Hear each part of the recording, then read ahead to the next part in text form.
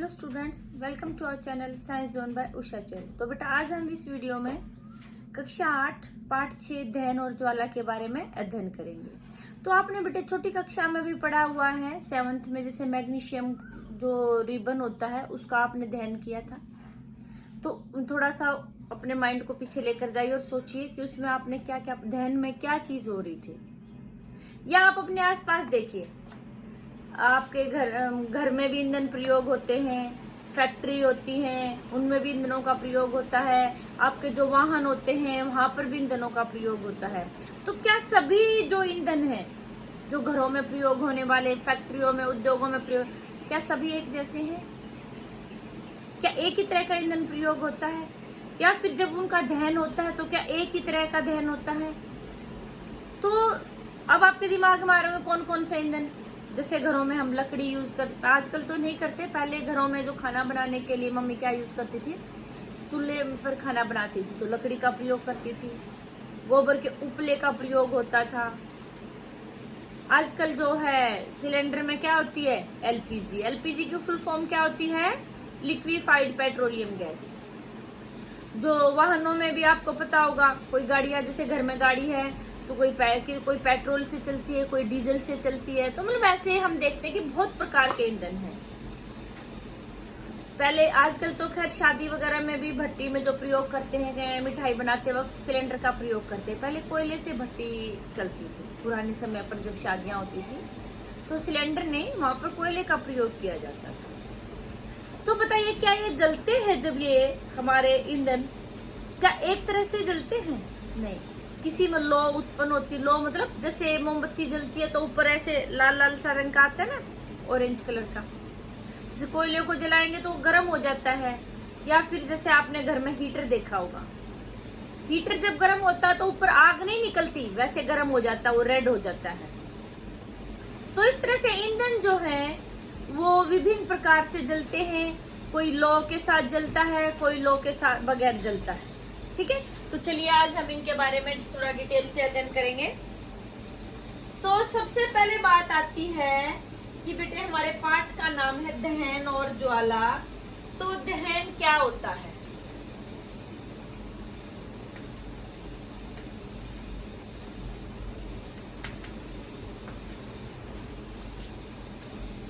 ये आपने पीछे पढ़ा था भौतिक और रासायनिक प्रक्रम, जब आपने 7th क्लास में पढ़ा था कि भौतिक प्रक्रम कौन होते हैं, जिनमें भौतिक विशेषताओं में परिवर्तन होता है, और रासायनिक प्रक्रम कौन से थे, जिनमें किसी नए पदार्थ का निर्माण होता है। दहन में क्या हो रहा है कि हम ईंधन को जला रहे हैं और उससे कोई नया पदार्थ बन रहा है, जैसे राख है, धुआं है, ऊष्मा है, प्रकाश है, तो अलग अलग नई चीजें बन रही है ना। तो ये क्या हो गया, रासायनिक प्रक्रम हो गया। तो हम इसकी परिभाषा में क्या कहेंगे, ये इंपॉर्टेंट क्वेश्चन है क्योंकि पाठ का ही नाम है। तो दहन क्या हो गया, वह रासायनिक प्रक्रम जिसमें पदार्थ ऑक्सीजन से अभिक्रिया कर ऊष्मा देता है, दहन कहलाता है। समझ में आई बात? तो देखो, पहली बात, परिभाषा में भी थोड़ा पॉइंट में करते परिभाषा को कि ये पॉइंट तो होने ही चाहिए। पहले लिखेंगे कि वह रासायनिक प्रक्रम, बात क्लियर होगी कौन सा प्रक्रम है, रासायनिक प्रक्रम, जिसमें ईंधन या दाह्य पदार्थ, मतलब जिसको हम जला रहे, वह रासायनिक प्रक्रम जिसमें पदार्थ किससे भी क्रिया करेगा, ऑक्सीजन से। वह रासायनिक प्रक्रम जिसमें पदार्थ ऑक्सीजन से अभिक्रिया कर ऊष्मा उत्पन्न करता है। रासायनिक प्रक्रम हो गया, ऑक्सीजन से अभिक्रिया होगी और क्या उत्पन्न होगी, ऊष्मा उत्पन्न होगी। समझना है बात? 3 पॉइंट परिभाषा में जरूर होने चाहिए। तो वो हमारा हो गया दहन। फिर आती है परिभाषा एक, दाह्य पदार्थ। वे पदार्थ जिनका दहन होता है, जैसे हमने लकड़ी को जलाया तो लकड़ी क्या हो गई, यहाँ पर है दाह्य पदार्थ। हमने कागज को जलाया तो कागज क्या हो गया, दाह्य पदार्थ। यानी कि वे पदार्थ जिनका दहन होता है तो वो क्या कहलाएंगे, दाह्य पदार्थ। जो दाह्य पदार्थ है बेटे वो हमारे मतलब ठोस, द्रव, गैस कोई भी हो सकते हैं। जरूरी नहीं हो कि भी ये ठोस ही होगा या द्रव, ठोस, द्रव, गैस कोई भी हो सकते हैं। आप ऐसे ठोस पदार्थ का उदाहरण बता सकते हैं? जैसे अभी बताया था लकड़ी, कोयला। द्रव का उदाहरण बता सकते हैं? मिट्टी का तेल, जिसको केरोसिन भी बोलते हैं। गैस का LPG, liquefied petroleum gas. Hydrogen gas है, बहुत ही ज्वलनशील गैस है। द्रव में अल्कोहल है, अल्कोहल आग पकड़ लेता है तभी। तो अच्छा एक बात बताइए, हमने 7th क्लास में पढ़ा था बेटे कि हमारे शरीर में भोजन ऑक्सीजन से अभिक्रिया कर अपघटित होता है और ऊष्मा उत्पन्न होती है। तो ये जो है भोजन हमारे शरीर के लिए क्या है? 7th क्लास में पढ़ा था ना सेकंड पार्ट में कि भी जो भोजन हमारे शरीर में ऑक्सीजन से अभिक्रिया करके अपघटित होता और ऊष्मा उत्पन्न करता है। तो भोजन क्या हो गया? दाह्य पदार्थ यानी कि ईंधन हो गया। तो हम जो हमारे अंदर जो भोजन का जो अपघटन होता, पाचन होता, वह कैसी अभिक्रिया होगी? कैसी होगी? उसको एक तरफ से हम दहन अभिक्रिया भी कहते हैं, क्योंकि ऑक्सीजन से अभिक्रिया हो रही है, रासायनिक अभिक्रिया है और ऊष्मा उत्पन्न हो रही है, ऊर्जा निकल रही है उसमें, जिसका हमारा शरीर विभिन्न गतिविधियों के लिए प्रयोग करता है। समझ में आए बेटे बात? फिर आगे बात आती है कि भाई आप अपने आसपास बहुत सारे पदार्थों को इकट्ठा कर लीजिए। लकड़ी, कागज, लोहे की कील, मिट्टी का तेल, पत्थर का टुकड़ा और फिर माचिस की तिल्ली, कांच। तो क्या ये सभी पदार्थ जलेंगे? इनको आप जलाकर देखिए, क्या सभी पदार्थ जलेंगे? आपने लकड़ी को जलाकर देखा, आग उसके पास लेके गए, जल गई। कागज को के पास मोमबत्ती लेके गए, वो भी जल गया। आप पत्थर के पास मोमबत्ती कितनी देर रखो, क्या पत्थर जलेगा? कांच जलेगा? नहीं। तो इसका मतलब सभी पदार्थ दाह्य पदार्थ नहीं होते। दाह्य पदार्थ कौन से होते हैं? जो आग पकड़ लेते हैं, मतलब जो जलते हैं, जो ऊष्मा उत्पन्न होती है जिनमें, वो क्या कहलाए? दाह्य पदार्थ। तो फिर दहन के लिए, इसका मतलब दहन के लिए कुछ शर्तें होंगी। तो दहन के लिए आवश्यक शर्तें क्या हैं? तो ये आप वैसे एक प्रयोग से भी करके देख सकते हैं, आसानी से घर पर भी करके देख सकते हैं। जैसे आपने एक मोमबत्ती ली,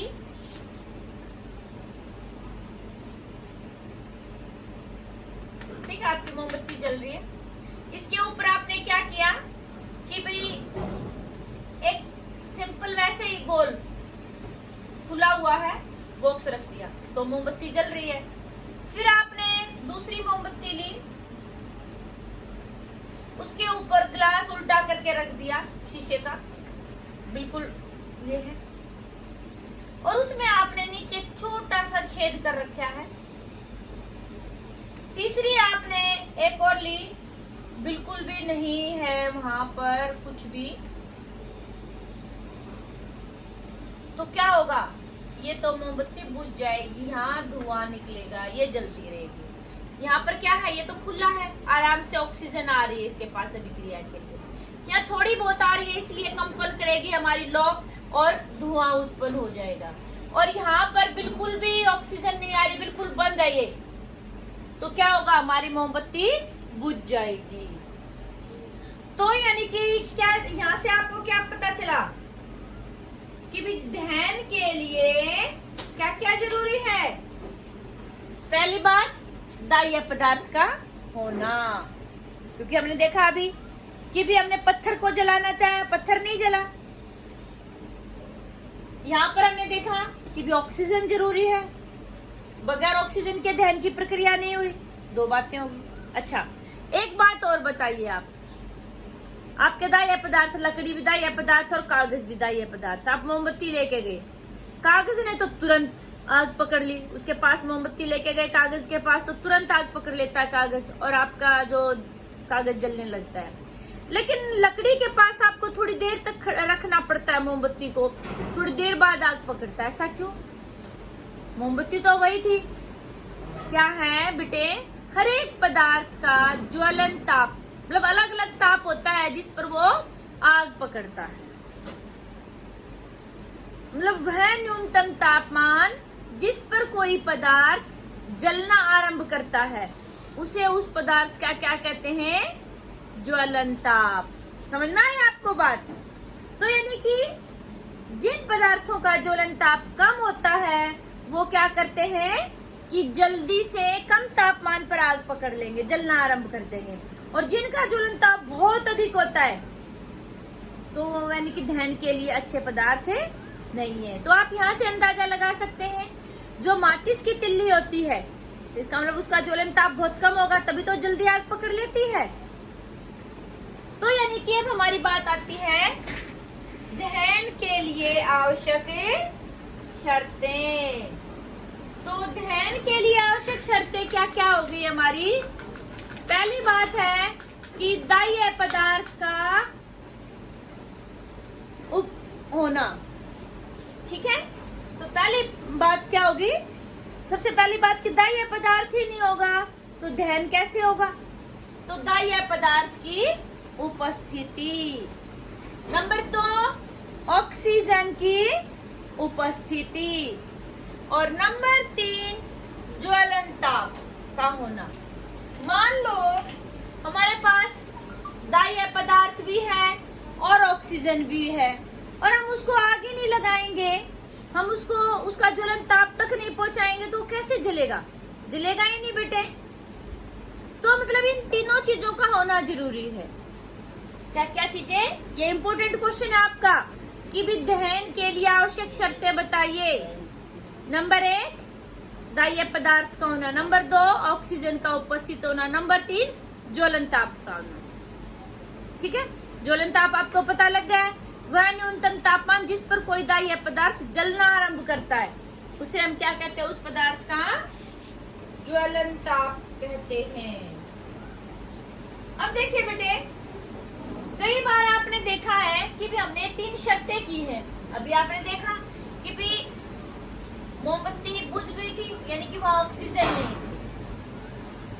आपने ये बात सुनी भी होगी, कई बार किसी व्यक्ति के कपड़ों में आग लग जाती है तो उसको क्या करते हैं? कंबल से लपेट देते हैं, या वो आदमी जमीन पर ऐसे रोल गोल गोल घूमता है ऐसे कि मिट्टी उसके लिपट जाती है चारों तरफ से। ऐसा क्यों? क्योंकि जो दाह्य पदार्थ है यानी कि जो आग है उसके कपड़ों ने पकड़ ली थी, कपड़े जलने लग गए थे, उसका एक तो ऑक्सीजन से संपर्क काट देते हैं। जैसे वो कंबल लपेटा और वहां पर ऑक्सीजन की सप्लाई आपूर्ति बंद हो जाती है, आसपास ऑक्सीजन नहीं मिल रही है उसको। तो ज्वलन के लिए भी हमने देखा था मोमबत्ती वाला प्रयोग कि भी जब ऑक्सीजन नहीं मिल रही तो मोमबत्ती बुझ गई थी।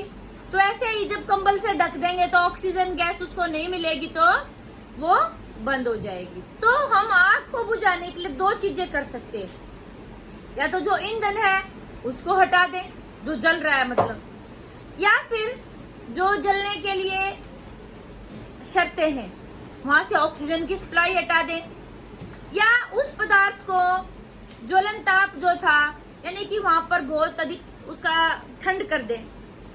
पानी डाल दिया तो ज्वलन ताप कम, वो वहां पर तापमान कम हो गया, ज्वलन ताप तक उसका ताप नहीं पहुंच पाया तो इसलिए भी नहीं जलेगा। इसके लिए आप एक प्रयोग भी करके देख सकते हैं, लेकिन बहुत सावधानी से करना है। मोमबत्ती लेना बेटे, दो कागज के कप लेना, जैसे ये आते हैं कागज वाले कप चाय के लिए प्रयोग करते हैं लोग। एक खाली रखना और एक में पानी डाल देना। खाली वाला तो तुरंत आग पकड़ लेगा, एक काम करना उसको चिमटे से पकड़ना है वरना हाथ जल सकता है आपका। 2 चिमटों में पकड़ लिया आपने, जो खाली था वो तो पूरा कप जल गया आपका कागज वाला। जिसमें पानी भरा हुआ था आपने देखा वो आग नहीं पकड़ रहा है और ऊपर से पानी उबलने लग जाता है। कागज का कप है और नहीं जल रहा है आग के ऊपर भी, है ना हैरानी की बात। लेकिन ये हैरानी की बात नहीं है, यहाँ पर बात क्या होगी, अभी मैंने थोड़ी देर पहले आपको बताया था ज्वलन ताप, कि पानी क्या करता है उस पदार्थ के ज्वलन ताप को बढ़ा देता है। और मोमबत्ती से इतनी ऊष्मा नहीं मिल रही कि भी उस जो पानी के ज्वलन ताप तक पहुंच जाए। तो इसलिए जो ऊष्मा मोमबत्ती दे रही है उससे क्या हो जाएगा, वो कागज से वो ऊष्मा किस में आ जाएगी, पानी के अंदर, और पानी गर्म होना स्टार्ट हो जाएगा। तो इस तरह से हम कागज के कप में भी पानी उबाल सकते हैं। इसको तो आप घर पर भी करके देख सकते हैं, लेकिन बहुत ही ध्यान से करना है आपको। अच्छा बेटा, आपने एक बात और सुनी होगी कई बार कि सूर्य जो है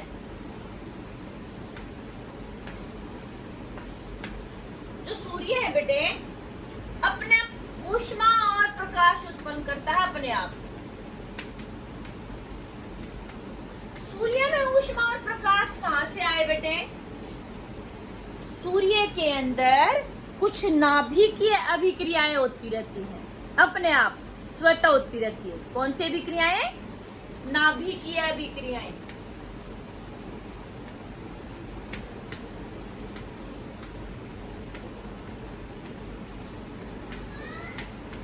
इनके बारे में डिटेल से आप बड़ी क्लासेस में पढ़ेंगे, नाभिक से रिलेटेड होती हैं। तो उनके कारण से ऊष्मा और प्रकाश उत्पन्न होता है। ठीक है बेटे। फिर आगे बात आती है, आपने कई बार सुना होगा कि भी जंगल में आग लग गई। जो जंगल में आग लगती है वो कैसे लगती है? जंगल में क्या होता है बेटे, अधिक ताप, कई बार तो लोगों की लापरवाही से भी लग जाती है जंगल में आग।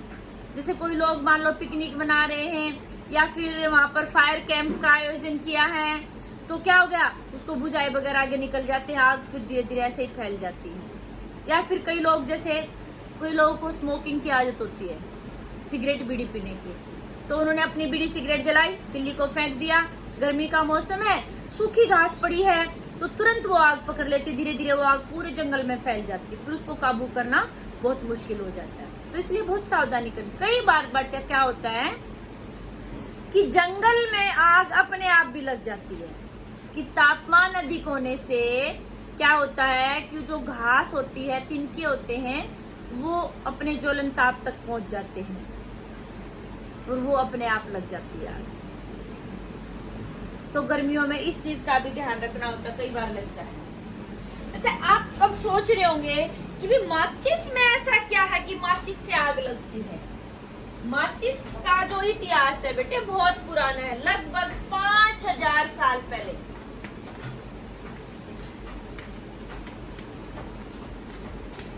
पांच 5000 साल पहले सबसे पहले क्या हुआ था कि मिस्र में, कहां पर?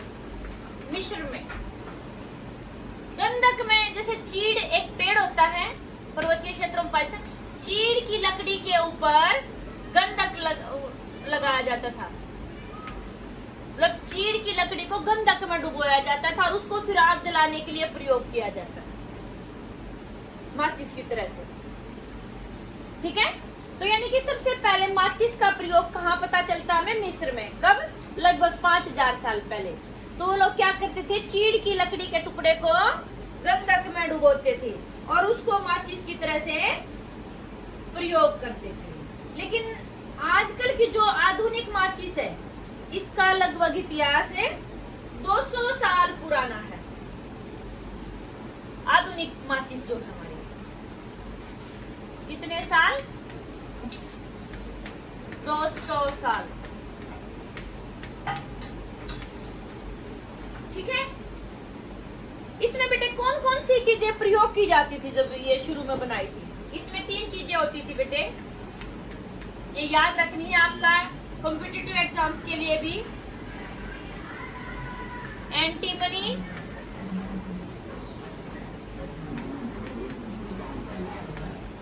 ट्राइसल्फाइड, एंटीमनी, ट्राइसल्फाइड और पोटाशियम क्लोरेट।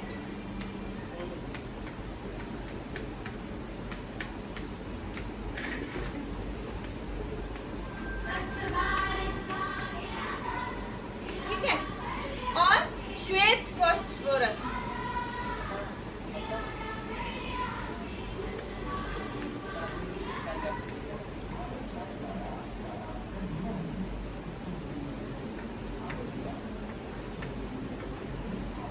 ये इंपॉर्टेंट क्वेश्चन है कि भी जो माचिस, अब जो आधुनिक माचिस आजकल प्रयोग करते हैं, लगभग 200 साल पहले बनाई गई थी, उसमें 3 चीजें यूज की थी, एंटीमनी ट्राइसल्फाइड, पोटेशियम क्लोरेट और श्वेत फास्फोरस। इसको क्या किया था, इनके तीनों के मिश्रण को कुछ गोंद या स्टार्च के साथ मिलाकर उचित लकड़ी, जैसे अभी जो लकड़ी ज्वलनशील है, उचित लकड़ी पर लगाया जाता था एक सिरे पर, और फिर जब उसको खुरदरी सतह पर रगड़ते, आपने देखा होगा माचिस की तिल्ली के जो माचिस का जो बॉक्स होता है उसकी सतह खुरदरी बनाई जाती है। जब खुरदरी सतह पर रगड़ा जाता है तो घर्षण की ऊष्मा के कारण जो सफेद फास्फोरस था, फास्फोरस के 2 अपरूप होते हैं बेटे, श्वेत और लाल। जो श्वेत फास्फोरस है वो क्या करता है, जलना आरंभ हो जाता है, ठीक है। लेकिन बेटे इसमें एक दिक्कत आई कि जो श्वेत फास्फोरस है ये बहुत अधिक ज्वलनशील है। इससे क्या हुआ कि फैक्ट्री में जो वर्कर थे, कई बार वहां पर नुकसान हो गया, एक्सीडेंट हो गया, जो वर्कर थे उनको आग लग गई, तो ये बहुत ही ज्यादा ज्वलनशील है श्वेत फास्फोरस, तो खतरनाक साबित हुआ। तो इसलिए फिर क्या हुआ, जो आजकल प्रयोग की जाती है माचिस, उसमें श्वेत फास्फोरस को हटा दिया गया और उसमें क्या रखा गया, सिर्फ एंटीमनी ट्राइसल्फाइड और पोटेशियम क्लोरेट। और जो हमने माचिस का जो बॉक्स है, मतलब जिसके ऊपर रगड़ना था, वहां पर क्या लगा दिया, चूर्णित कांच और लाल फास्फोरस। जो लाल फास्फोरस होता है बेटे वो कम खतरनाक होता है। इससे जब हम माचिस की तिल्ली को, जो ये था एंटीमनी ट्राइसल्फाइड और पोटेशियम क्लोरेट, इनका जो मिश्रण है, जब उस लाल फास्फोरस के ऊपर रगड़ खाता है तो क्या होता है, लाल फास्फोरस सफेद फास्फोरस में बदल जाता है और फिर उससे ऊष्मा उत्पन्न होती है और जिससे एंटीमनी ट्राइसल्फाइड जो है ये जलना आरंभ करता है। समझ में आई बात कि पहले ये तीनों चीजें डाली थी, लेकिन ये क्या है, बहुत ही अधिक ज्वलनशील है। इससे क्या हो गया कि भी वहां पर खतरा भी हो सकता है, कई बार एक्सीडेंट हुए हैं फैक्ट्री वगैरह में, तो इसलिए वहां पर फिर आधुनिक जो है उसमें ये हटा दिया गया, फिर ये दोनों चीजें लगाई गई। जिसके ऊपर रगड़ खानी थी यानी कि बॉक्स है, उसके ऊपर क्या लगाया, लाल फास्फोरस। जब एंटीमनी ट्राइस ये है और ये इन्होंने अभी क्रिया उससे की, तो ये जो लाल फास्फोरस था ये श्वेत फास्फोरस में बदल गया और फिर क्या हुआ कि ऊष्मा उत्पन्न हुई, जिससे कि एंटीमनी ट्राइसल्फाइड जो था आपका, इसने जलना आरंभ कर दिया। तो आपको पता चला जो माचिस प्रयोग करते हैं कि ये कैसे बनी है। फिर आगे एक और परिभाषा आती है बेटे आपकी, ज्वलनशील पदार्थ।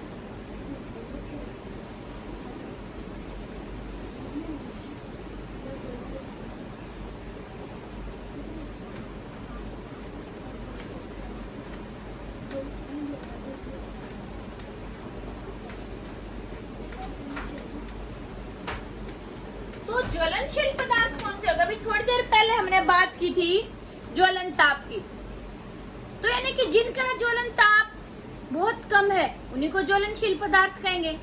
जिनका ज्वलन ताप बहुत अधिक है तो उनको तो बहुत अधिक ऊष्मा देंगे तब वो जलना आरंभ करेंगे, तो उनको हम ज्वलनशील पदार्थ नहीं कह सकते। तो यानी कि वे पदार्थ जिनका ज्वलन ताप बहुत कम होता है उन्हें हम क्या कहेंगे, ज्वलनशील पदार्थ। तो इसके ज्वलनशील पदार्थों का उदाहरण आप बता सकते हैं, पेट्रोल को थोड़ी सी आग दिखा दो तभी जलना आरंभ करता है, पेट्रोल, अल्कोहल, एलपीजी, ये सब आपके क्या है, ज्वलनशील पदार्थ है। फिर बात आती है कि भाई आग पर नियंत्रण हम कैसे पा सकते हैं।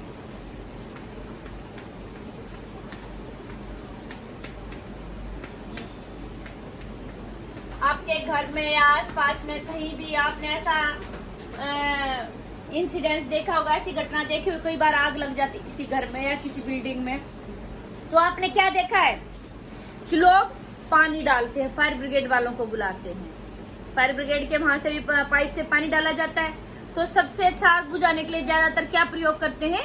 पानी प्रयोग करते हैं। लेकिन बेटे पानी का प्रयोग कहाँ कर सकते हैं? जब किसी लकड़ी में या फिर कागज पे ऐसी, मतलब किसी ऐसी जगह आग लगी है, कपड़ों में, ऐसी जगह मान लो आग बिजली की उससे लगी हो, तो क्या पानी का प्रयोग करेंगे? बिल्कुल नहीं, क्योंकि पानी क्या है? विद्युत का चालक है, उससे तो और भी ज्यादा हानि हो सकती है। करंट फैल जाएगा पूरे क्षेत्र में और सब लोग मर जाएंगे। तो फिर वहां पर आग पर कैसे काबू पाएं? वहां पर आग पर काबू पाने के लिए एक और होता है, CO2 अग्निशामक यंत्र।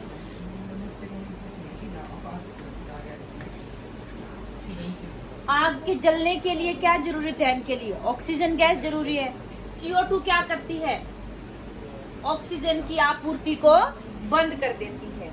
तो अभी थोड़ी देर पहले हमने बात की थी, आग को दो तरह से बुझा सकते हैं, या तो हम ईंधन को हटा दें, या फिर हम क्या कर दें कि भी ज्वलन ताप को घटा दें, या फिर ऑक्सीजन की जो आपूर्ति है उसको बंद कर दें।